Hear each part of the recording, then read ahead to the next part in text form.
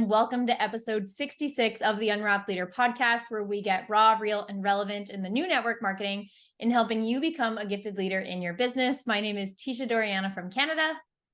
And I am Dracy Dewar from Australia. And today's episode is a continuation of episode 65. So if you have not seen last week's episode, I want you guys to pause this, go back, check it out. I'll do a quick recap to get started here today, and then we are going to continue on. We just had, multiple things we wanted to discuss, and we thought that we'd just make a part two rather than keep you guys for a long time, because clearly me and Dracy had a lot to say on this topic, and we wanted you guys to really just digest what we've given you in that one in the last episode. So it is part two of staying calm through the challenges in your business, making calmness your superpower, and we wanted to cover 8 ways to achieve self-control and calmness through the challenges, right? It can be hard to stay positive through those things. So just a quick little recap. We covered number 1 is to have self-awareness. Number 2, we talked about mindfulness and meditation. Number 3 was strengthening your emotional intelligence. And number 4 was cognitive reframing. And we are going to continue on with number 5 through 8 today. So we hope you guys enjoy the episode. But before we really dive in, being a network marketing podcast and, just being, people in this space, if you may or may not know her, she was a huge inspiration to me, but her name is Dracy Lee Ward, and she is an absolute legend in this industry. And it's really unfortunate news we received a few days ago that she actually lost her battle to stage 4 colon cancer. I believe she was in her late 30s, so she was quite young. And it's really devastating news because she was such a huge inspiration to me. I remember listening to her podcast, and I think, some of the things that really resonate with me from so many of these network marketing legends, and especially with Dracy Lee Ward, was just her no bullshit attitude. And I loved how she was always so passionate about what she was doing. You could tell she, believed in the industry. She believed in herself. And I just really looked up to her. And I remember thinking, like, man, if I could be, just like her, if I could be a fraction of her, in this industry in terms of, the impact that she's made, I would be so proud, because she just is an unbelievable person. And she was still actively in the network marketing industry too, top earner in her company.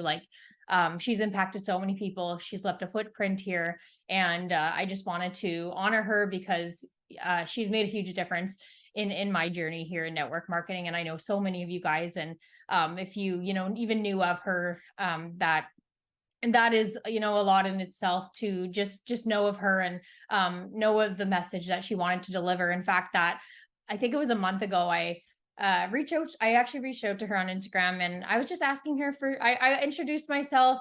She got back to me, which was awesome. She messaged people back, and I remember just asking her for some advice in the industry. And I knew she had a podcast. We were kind of going back and forth a bit. And one thing she told me is, my best advice to you is to just believe in yourself and believe in what you have to offer. Or it was worded, believe in yourself and believe in what you do. That's what she said. And so that's really going to stick with me now. And I'm happy that I had that conversation with her. I never actually got to meet her in person, but she was amazing. So I just wanted to honor her because her legacy will most definitely continue on, even though that she's not physically here today. So wanted to go ahead. Yeah. Oh, I didn't mean to cut you off, sweetheart. I was actually just going to honor you because you are the one who introduced me to her, and I can see how she has influenced you in your business as well. And, I really have to say that I respect so much of her because she really supported the industry being a profession, but she brought rock star to the industry. She brought rock star status to network marketing. And I can really see that in your branding and who you're developing, as a woman and as an entrepreneur, and most importantly in the network marketing community. So it is a sad loss for us all today. So yeah, she was such a light. And honestly, even if you didn't know of her or whatever, go search her on Instagram, on Facebook. Like, she still has so much great value on there. And you'll be happy that you did. She's just awesome. So, it's definitely a loss for the industry, but all we could do now is, honor the person that she was and, It'll Continue definitely her be, legacy. yes, exactly. So, yeah. Okay, so, moving on with the episode, guys, again, staying calm through the challenges in your business. We are continuing on with number 5. So I'll kick us off here. Number 5 being to pause and reflect. So when we're faced with a situation that, triggers a strong emotional response, which we talked about in last week's episode, and really realizing how important it is to identify those emotional responses, what we want to do is just sometimes take a step back, give yourself some time and space before responding. And I personally like the 24-hour rule. So this kind of allows you to regain composure and respond just in a more thoughtful and rational manner rather than reacting impulsively, right? Like sometimes you just want to say things in the moment, but if you just give it the 24 hours, even if you feel like, oh, I really want to say this, sometimes even just writing out what you're feeling in the moment is okay, but not, if it's through a message, not sending it and just getting it out of your system, but give it that 24 hours. And it also allows the other person to do the same, whether they know it or not, right? I think that's in some times when you're faced with something that's triggering, it might be both ways. You're feeling a strong emotional response, they're feeling a strong emotional response, be that person, just give it the 24 hours, and just let yourself kind of process it. And so, an example of this in the network marketing space, again, it could be like an angry teammate or even an unhappy customer. So whether it's within your business or through a customer experience, I think one thing with customers though that I might do slightly different anytime I'm someone comes at me, say with anger or something sort of on the stronger emotional side, especially a customer, is like my initial thing is to how can I respond with kindness and show empathy, and just discuss how the problem can be resolved to make the customer happy. Because sometimes if we do give it a whole day, you're getting that response from the customer. I like to respond with kindness to begin. And then even if in the moment it's frustrating, after those 24 hours, you may even think of something, another way to respond in 24 hours. But I just usually like to respond with kindness and empathy, just kind of showing that what they're feeling is valid, and not putting it off like, oh, this never happens, right? Like you want them to feel like their feelings are valid, because they are. I'm sure whatever it is, like an item arrives broken, or an item's taking long to ship, or it's on back order, whatever, like their feelings are valid. Like this happens everywhere in sales, literally everywhere, and just empathizing with them. And with the angry teammate, that one I tend to do more of like a 24-hour rule to really, if it's a frustrating situation for you, if you feel like you can handle it in the moment with composure and you're feeling, good about it. And I think this takes time too, is to really, like for me, I feel like I've trained my brain so much that anything that kind of comes at me, I can usually right away, I could respond with composure and that. But if you feel like your emotional response is kind of getting up there, it's something triggering, that's when I would kind of give it the 24 hours. So that's number 5, is to pause and reflect. Definitely great advice, Teisha. And I've obviously witnessed and been participant with you working through some of the challenges that you've had through, with being a leader, as we do. And I think that's it. A customer needs to be addressed straight away. So that's why it's really important, and agreeing. But with the leadership role and distributors and everything, it's definitely something that we got to practice and really should be an example. I think that's really huge. But I wanted to say, when you said the 24-hour rule, I think that's an amazing rule. I really practice that. But the other one is that to support that is as you said, get it out of your system. And the best way to get it out of your system is to actually get the magic pen, write out what you're feeling about it, how you would address it, or what you really want to say to them. But it's so powerful when you do it by pen versus a little texting. You don't want to get tempted to send that text.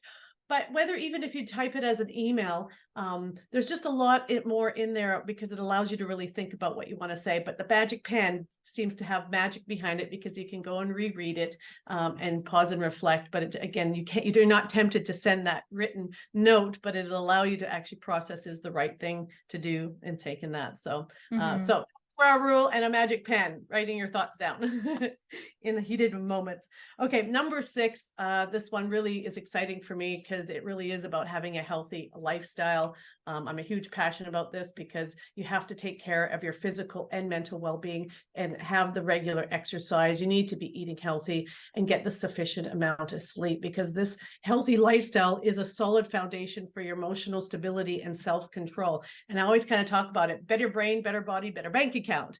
And as well as our gut is connected to our brain, they say that it's the same. And so what's so important for us to have a healthy gut, which leads to a healthy brain, allows us to think and process a lot better.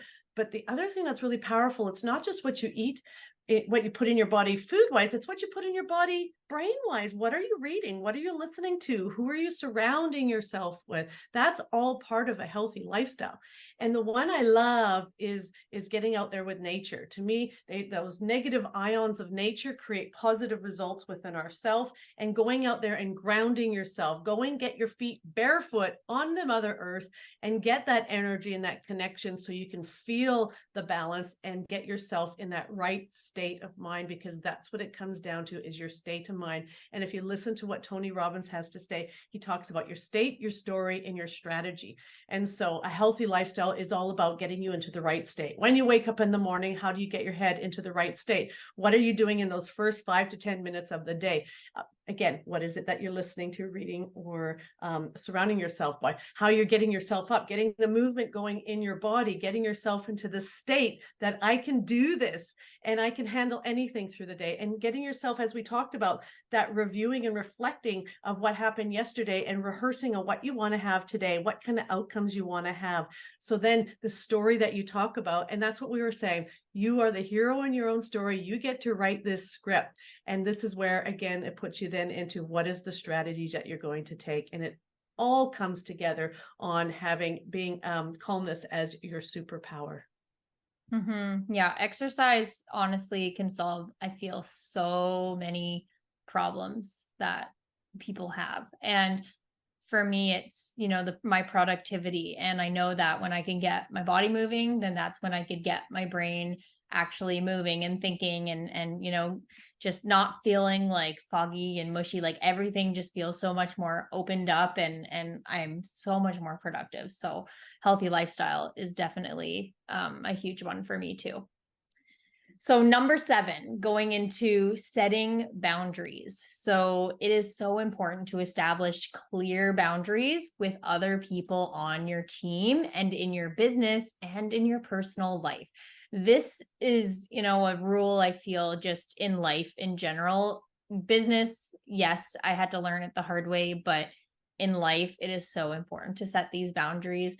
And just to learn to say no when necessary and not feel guilty for it. I always had such a hard time with that. But, at the end of the day, you realize sometimes you're hurting yourself more by doing that. And I know that sometimes, we are people pleasers. We want to please everyone, but we do have to make sure we're taking care of ourselves first and setting those boundaries. So, just know you don't owe anyone an explanation, and setting boundaries is what's going to help you protect your emotional well-being. And also it prevents others from thinking that they can influence your actions and decisions. And so, something that I struggled with in my business personally, this is one example of boundaries, was setting business hours for myself when I was growing my team. And I remember in my upline in my company at the time was telling me to set business hours. And, I don't think I heard it, but it kind of went in one ear and went through and went out the other. I didn't really understand why I needed to. My business was fun. It's like, why do I got to set hours? I'll just work it whenever I want. And that was part of the boundaries. And I feel like those got pushed and I learned the hard way, but you'll be doing yourself and you'll be doing your team a favor by doing this. And let me tell you why. It's going to help with maintaining relationships in your personal life, right? Because if you're not setting business hours for yourself and you're working all hours of the night or during the day or whatnot, right? You have kids, you have a husband, or whoever's in your life. A lot of that can affect them too. And overall, that can affect your personal relationships. So I know Dracy likes to take the highlighter and she hands it to her family and says, fill in on my calendar when, you want time with me this month. And they actually go fill it in with highlighters. And, she puts her family first in that sense. And those are like the non-negotiables. And then she works the other things around that. And so I thought that was a really good example, but it's also going to help just with maintaining your mental health. And it's going to show your team members that leadership doesn't have to be exhausting and busy, right? When people see you attending to others at all hours of the night, or you're responding immediately and all that kind of stuff, you're not setting those hours, you're just available all the time. People look at that and think, oh, I can never do that. Like she could do it because she's amazing. She's Superwoman, but I can't do it.